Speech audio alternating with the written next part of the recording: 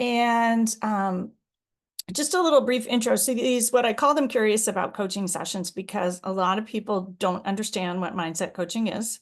And they, in medicine, we're trained to be skeptical. So we're like, that thing, I don't know what that is, and I'm not gonna try it because I don't know what it is. And so I have found that doing these sessions and just sharing little snippets of things helps you have a sense of what coaching is.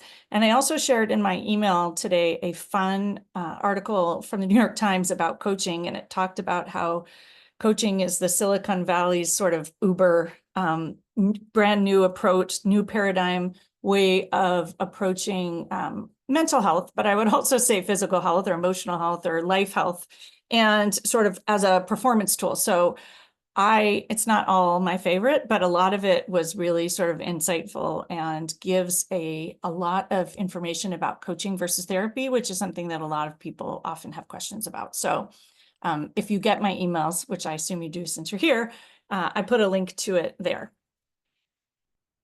And so what we'll do is I'll talk for, I don't know, 20 minutes-ish, give you some tips and tools about these unreasonable expectations. And then if people would like to get a little coaching on something, or if you have questions, we'll dive into that. And I tend to be quite informal. So if you have questions, ask them or put them in the chat box. And if you can be on your video, it's more fun for me if I can see your face, but I don't have to. If you're driving, please be safe. So today's topic is unreasonable expectations. And I would say it's your own unreasonable expectations of yourself and the unreasonable expectations of others. And this has come up because many people I work with have issues with unreasonable expectations of themselves and not being sure whether the requests of others, especially if you're in leadership, are unreasonable, or maybe the requests of your mother-in-law are unreasonable, or the requests of your teenagers might be unreasonable, or your husband might be unreasonable. So the idea is, how do we know when it's unreasonable, when it's reasonable, and what can we do about it? And so I like to always start with some questions, and this idea that, do people you work with have unreasonable expectations of you? Do you have unreasonable expectations of others? And I smile there because almost all of us do, because we are high expectation people. So just a hand heart that of course we do, and of course they do. And are your expectations of yourself reasonable or unreasonable? And how do you tell when something that's being asked of you is reasonable or unreasonable? And most women, and women doctors in particular, struggle with that one because we are people pleasers and perfectionists, and we want to make everyone happy. And how do we tell if our own expectations of ourselves are reasonable? So we're going to dive into all of that. I want to start, though, with just a moment of mindfulness. And I often start with a moment of mindfulness in a strategic way, because when you are relaxed, we'll have more fun. You'll hear what I have to say. You'll be more open. And it is also one of the strategies that's going to help you figure out what is unreasonable or reasonable. So for those, I can see several of you settling in because you know the drill. But for those of you that are new, just take a moment and find your sit bones. And if you're comfortable, close your eyes. You don't have to, and you can turn your screen off or on for this. And just take a moment to land back in your body and notice how you feel. Coming back to your breath and breathing in through your nose and out through your mouth. Letting yourself settle and arrive and slow down. Slowing down to notice. Notice where that tightness is. Is it a lump in your throat? Is it chest pressure, belly lump? Is there tightness? Just noticing where you hold it.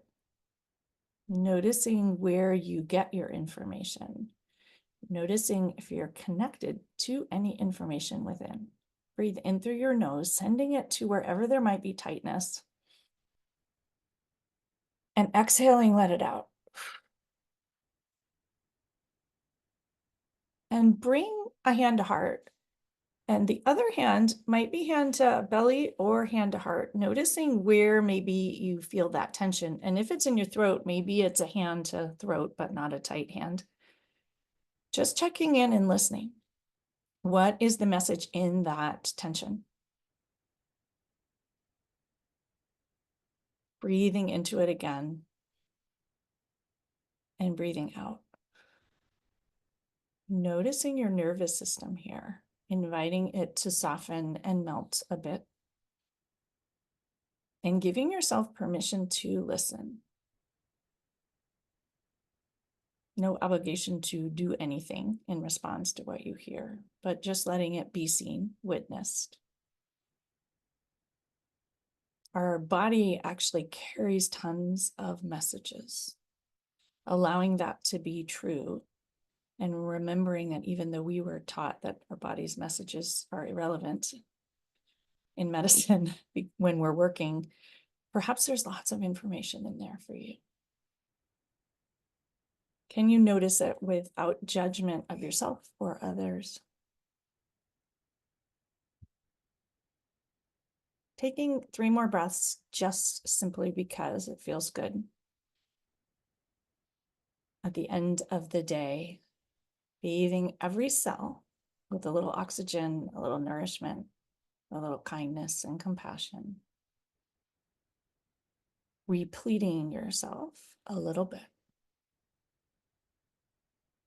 Knowing that when we are more calm and slow and practicing kindness to ourselves and our little replete, that's when we can learn and grow and change and consider different perspectives. That's where we can listen. Breathing in once more, in through your nose and out through your mouth. And when you're ready, you can lower hands and open eyes and just noticing how you feel.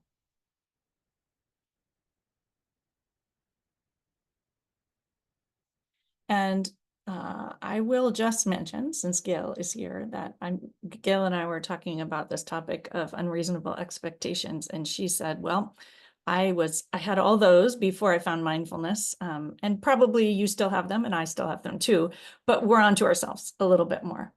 And so I think that mindfulness is really, I know that mindfulness is the key to recognizing whether things are reasonable or unreasonable and becoming aware. And so some of those tools that I just mentioned in the mindfulness practice are helpful. And so slowing down enough to notice. Noticing where you have overwhelm, where you have frustration or tightness. Noticing your tendencies, perhaps to just do more and more or suppress how you feel or to put your head down. Noticing tendencies that we all have in medicine to self-sacrifice or take responsibility for things that aren't ours, or to be a martyr, or to practice toxic independence. And maybe even to be a savior, as someone mentioned, being available to all your patients before you take a month sabbatical. That might not be reasonable, for example. And so I think it's really important to take some time to think about what your expectations of yourself are, and are they reasonable? And when I do this process with people who coach with me, we often talk about something called a manual, which is your list of expectations for what you would do as a mom, wife, sister, child, any of those things. And so I think it's a very worthwhile practice to actually write all of those down and notice what they are. Because when you do that, you can see that many of the things you might write down might not be in your control. They might not be your job. They might not be reasonable. In fact, most of the time they are not. And so when I usually have people do this in the beginning of coaching, it might be my job as a mom is to raise happy, healthy children. That's not in your control. You can take them to the doctor. You can offer them healthy food. You can't even feed them, make them eat it, honestly. You can give them your wisdom. You can make the best decisions you can, but whether they turn out happy and healthy is actually not in your control. And thinking about those same things at work, we're often held accountable for things that are not in our control. So we're very used to giving ourselves jobs that are not in our control. And so I would encourage you to write down, well, what is my job? What do I think my job is? We'll get to what other people think our job is, but what do you think your job is? And is everything on that list a reasonable expectation that a human being could do in 24 hours? Because most women in medicine, their list is usually a 48-hour list in every 24 hours. And then they wonder why they are feeling so stressed and anxious and have achy body parts and lumps in their throat and feel like they can't breathe. And so this acknowledgement that perhaps your expectations of yourself are not reasonable. And many people think, well, if I don't do them, then who will? And then we go into our default patterns of catastrophizing and over responsibility and going to the negative, and our children will end up in terrible places with terrible things happening to them, which is very unlikely. Or our partners will leave us, or who knows what. But recognizing that that's just our tendency can be really, really helpful. And then deciding how you want to show up. And so I encourage you to instead, once you've seen all of these perhaps unrealistic expectations, some of them will be really useful and you'll want to keep them. Decide which ones you want to keep. Decide more generally, how do you want to show up? So let's say that you want your patients to be happy with you. Okay, that's out of your control, but you can choose to show up loving, caring, paying attention. I always say, what would love do? You can show up asking that question. You can show up asking what caring would do. You can show up with peace for maybe a relationship with a mother-in-law or something like that. You can show up connecting, like you might want your partner to be connected to you. All you can do is show up connecting. And so setting intentions very specifically around what you want is really, really powerful. And then the other piece is really connecting within. And so we practice that a little bit in the mindfulness, but understanding that we can connect with our inner knowing or our intuition or trust your gut. And I love this word, not a word, phrase. It's the art of your stomach. Your stomach knows when you're asking yourself to do something out of that's not reasonable. Or it might be, some people's stomach is very noisy. And so they could actually trust their gut. Or some people, I'm more a heart-based person. And so for me, I can trust my heart. And for that, that's where actually this tactile touch of hand to heart or hand to belly can give you information. Remembering that in medicine, we were taught to ignore all this information coming from ourselves. And so you actually have to practice it. And that's why we call it practicing mindfulness, practicing self-compassion. So practice listening. And to listen, we have to slow down. We can't, and we have to pause. In that mindfulness practice was 2 or 3 minutes, so it's not long.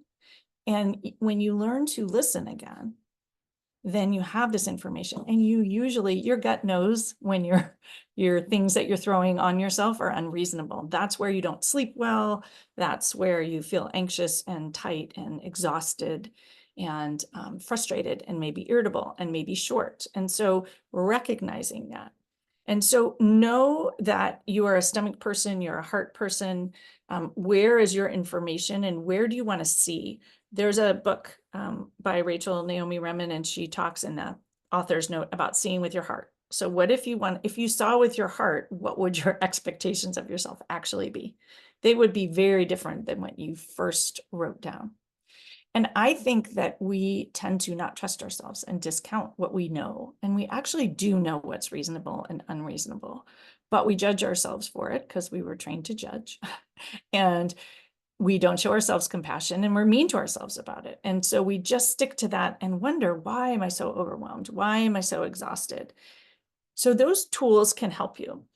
The other piece is focusing. So you're going to focus on your listening, you're going to focus on your intention, and you're going to focus on what's in your control. And if something is not in your control, it's not your job and it's an unreasonable expectation.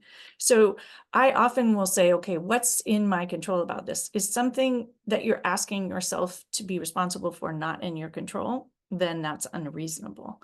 And this idea of these unreasonable expectations keeps you out of that tendency called over responsibility, which there was a podcast about that a while ago, and it keeps you out of that space because you will know. It keeps you out of fixing and changing others. And so a few ideas about focusing on what's in your control is asking, okay, well, what can I do? What can I say? How do I want to feel about this? What tone and energy do I want to bring to it?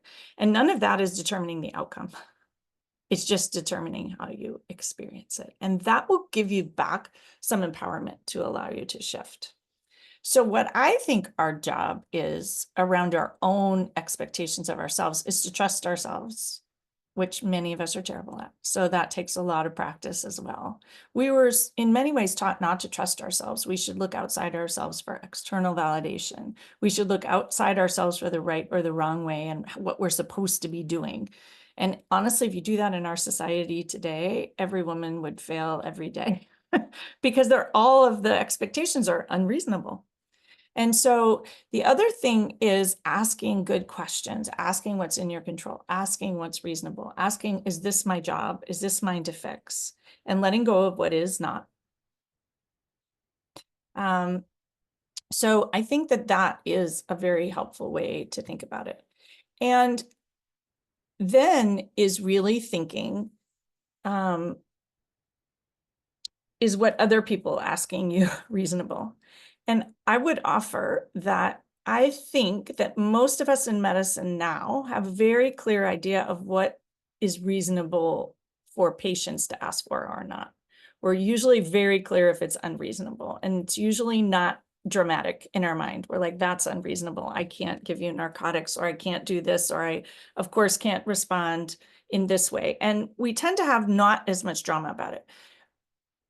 People new in practice, which I don't think any of you are actually, have more trouble with this and need coaching around this because they think that what patients want is always reasonable. But the reason I bring that up is because you actually know what's reasonable and you know the cues when you think to that. How do you know it's unreasonable? Where does your body tell you it's unreasonable? What does your brain just say automatically? It's like, oh, that I couldn't possibly do that.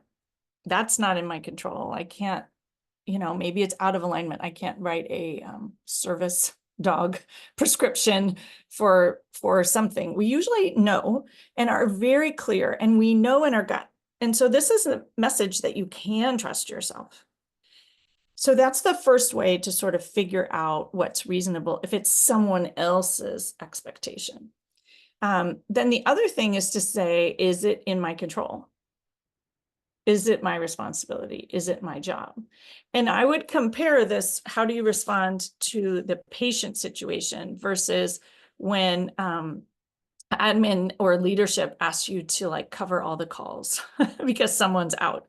We tend to go right into guilt, blame, and shame, which is going to let you know that it may not be reasonable, which doesn't mean you don't help out, but deciding where is it in alignment, where can you help out and still be authentic and aligned and not be sacrificing yourself and not taking responsibility for things that are not yours.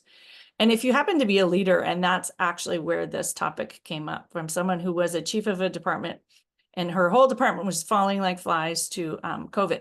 And it was an OB department. And so they actually needed people in the hospital to deliver babies. And so they were having to pull people from clinic and all of this. And there were literally not enough bodies to cover the places. And she was expected to solve this problem. But that's impossible if there are not enough bodies and you're required to be out if you have COVID. And so people were saying, well, you can just, in extreme circumstances, you can make people with COVID come to work. That would be an unreasonable expectation. And it's unreasonable of her to think that she could solve this. Like, it's actually resisting reality to think that you could solve it. And so allowing yourself to see, like, is that realistic? Am I resisting the reality of the actual human bodies available to cover this? And knowing very clearly that we are very often in medicine asked to do things that are unreasonable. Probably our training was unreasonable if we look at it now for, especially for those of us who trained a while back, it was unreasonable to physically ask people to stay up for 48 hours and not pee for 12 hours and a number, like it's actually unreasonable, but we are very used to doing unreasonable things. So we don't question it. We just assume it's okay and we just do it. And when we start to question it, we actually judge ourselves and feel bad. What's wrong with me? Why can't I get it done? And I coach a lot of women who are like, but I'm so overwhelmed. And it's like, well, is what you're asking yourself to do, two leadership roles, raising children, taking care of a sick mother, is that actually reasonable? Is it possible to do? And acknowledging just the hand to heart that maybe it's not is really helpful. And then you can decide from there. It's much easier to figure out, oh, maybe I can get help, or maybe I need to not have all of these leadership roles, or maybe I do B+ work instead of A+ work. Maybe I focus on safety, but not people pleasing or making all of my patients happy and getting what they want, for example. And so when you're out of this, just the swirl of not even recognizing what's unreasonable, you can't solve it. And so it's the recognizing piece that's the most important. And so recognizing whether it's you having your own unrealistic expectations of yourself, or recognizing when our leaders have unrealistic expectations of us. The other words I just wanted to throw out here, because when you are a leader, but your higher leadership, it's so funny, we have all these layers of leadership, ask us to do something that's unrealistic. We very often feel like an imposter, like I'm not supposed to be here because I don't have the solution. That's often our default. And so when you feel like an imposter, another clue that it might be unreasonable. We also throw out these words like servant leadership. So you should just give, sacrifice, martyr yourself because that's what a leader would do. I would challenge that and say, I actually don't think a leader would sacrifice themselves. A leader would help, and every one of you does the best that you can every day in your work. I don't know a physician who doesn't. I know there are probably a few in the world, but they're few and far between. And so recognizing that you never intentionally come to anything not trying. And so to add that layer of guilt or servant leadership, or you're lucky or privileged or honored to be able to do this, it gets us into this spot where we just give and we don't listen to our inner knowing. And so recognizing that some of those things are triggers. We also are absolutely terrified of disappointing, because if you disappointed in training, bad things supposedly happened. And so we tend to really fear it and do almost anything to not disappoint patients, not disappoint leadership, not disappoint our partners. And then we are doing things that are unreasonable and unsustainable. And so I think when we're continuing to practice things that are unreasonable, that's where we end up burnt out. And now I want to fully say that what we are being asked to do in medicine right now is probably unreasonable. And so recognizing there, okay, well, if this is unreasonable, what is reasonable? What can I do? And I really like this idea of offering what you can do. So if you go back to the case of a department where everyone is out, it's like, well, what I can do is I can have somebody cover labor and delivery, for example, but I can't staff a full clinic, or I can't, being really clear what's possible, where are your resources? And I would also add, and going back to the podcast about not apologizing, don't apologize if it's not your job and you shouldn't be fixing it. You just say, I wish I had more people, but I don't, so I can't staff that. And so you can inform, right? This is what's possible. This is what's in my control. And this is what I can do. And I love I wish I had more doctors. I wish I had more time with patients, but don't say I'm sorry, because that implies it's your fault and it's reasonable expectation. And then we perpetuate these unreasonable expectations. And I think that can actually really change your energy around this. And when you stop saying you're sorry, you then stop having those expectations that that's what you should do. And you can, with a very clean and clear heart and mind, say to leadership, well, actually, that's not possible, right? It's actually not possible to see, I don't know, 30 patients in a day, for example. And so I think when you tap into these things and you're getting out of the frustration, anger, reactivity, that's the mindfulness. You can be more clear about what are my options. So the thoughts that I have about what to do when you know it's unreasonable, and that's where I go into it should be different, but how can we make a difference? And so if it is unreasonable, and I will use the example of you're about to take a 1-month sabbatical and the expectation is apparently you'll fit in all the patients that need to be seen. That's unreasonable. So it's like, what can you do? How can you make a difference? And so pause and breathe to shift your physiology, literally nourish yourself so that you're responding very intentionally. Practicing self-compassion and the physical act of it. So hand to heart, hand to belly, grounding, oxytocin, like create that neurochemical soup whereby you will respond to these unreasonable expectations very reasonably. You will inform, you will say, I wish, you will let people know what you can do, and focus on that. And then trusting yourself. So sometimes we have to grow the trust. Most of us don't trust ourselves, but recognize that you can trust yourselves. Every single one of you here is reasonable, responsible, and wants to do the right thing and always tries to do the right thing. Where we get into trouble is when we try to do way more than we possibly could. And that's actually where things go wrong, when we try to accommodate unreasonable expectations. And I think it's really, really helpful to decide what is my job. And I think that that is important at home. It's important at work. What is your job? And not what they think your job is, but what do you think your job is? Your job is to see the patients. It's to provide the best care you can, right? But it's not necessarily, in the pediatric example, to convince everyone to get their vaccines, because that's not reasonable, for example. Right? It's probably reasonable to convince 90% of people to get their vaccines. And so recognizing, well, what's my job? And I would say I wouldn't even pick a number. I would say my job is to know about persuasive education, tell them what I know, tell them what the risks and benefits are, tell them my recommendation, and show up loving about it. And that's what I can do. And so recognizing, well, what is actually my job? What is my job if there aren't enough bodies? It's certainly not to fill in every other night call shifts. I had a client in ongoing presence whose department, family practice, was half staffed. And so they just had them taking call every other night to deliver the babies because there weren't enough people. I'm like, that is actually not reasonable. It's actually dangerous. And when they informed them that actually they weren't going to be doing that, it actually worked. But they hadn't actually. They just like, well, it's our job. They just want us to. And that's what we should do, because what will happen to the patients? It's not your job to fix that. That's unreasonable. And so we actually, sometimes we think, well, the patients will suffer if we don't just do it. And I will say they will suffer if you just do it. So, or your patients won't get the care they need before you leave because if you're squeezing them all in, for example.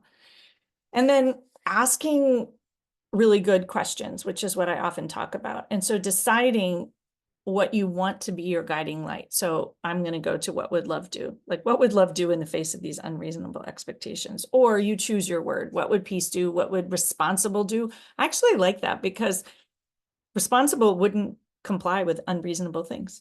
It would call them out as unreasonable and not possible and move on. And so asking yourself that. I also like this idea, what would someone who respected and valued herself and her patients and her colleagues do if this is a work situation? Or what would a mom who wanted to be whole and healthy and present for her children do? Or what would a spouse do if whatever your other spouse felt unreasonable to you or didn't feel in alignment? Again, asking these questions can be really helpful. Or asking your future self is the other one that I love.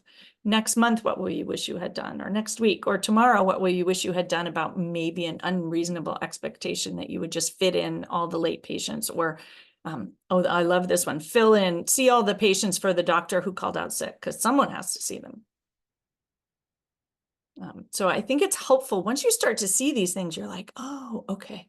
And then this one is the really hard one, which is you have to be okay with the discomfort of calling out informing people that's not actually possible for you, and disappointing people. So we were trained in medicine that feeling uncomfortable is dangerous. Like when we have that cue, it's like something's going wrong with the patients. I know at least one of you is in the ICU, right? When you feel uncomfortable, that's you're like, oh my God, what do I do? So you'll feel uncomfortable in this situation, but it doesn't equate with danger. And disappointment is very triggering for people in medicine. We are all people pleasers. We want to make everybody happy. We want to fix, manage, control, and make everything amazing. So when we disappoint people, it's very triggering, and you just have to sit with it. Say, okay, I'm gonna disappoint some people and I'm gonna feel uncomfortable, and it still can be the right thing to do. It still can be what love would do. It still can be what peace would do. It still can be what someone who's reasonable would do. So I find that that is probably the hardest thing for people to do, is to be willing to sit with the discomfort. And that loops you right back to your mindfulness, because in mindfulness, we sit with discomfort. We're patient with it. It doesn't have to go away, and you don't have to solve it. I think a lot of times people think that when we coach, oh, I won't feel uncomfortable anymore. I'll just move through and there'll be no problems. What I'll say is you move through the discomfort much more quickly and with more ease and grace, but it doesn't mean that there isn't discomfort, and it doesn't mean that people aren't disappointed. But when you're okay with it plays a very different role, and you can still stand tall and not break under the weight of all of those unreasonable expectations.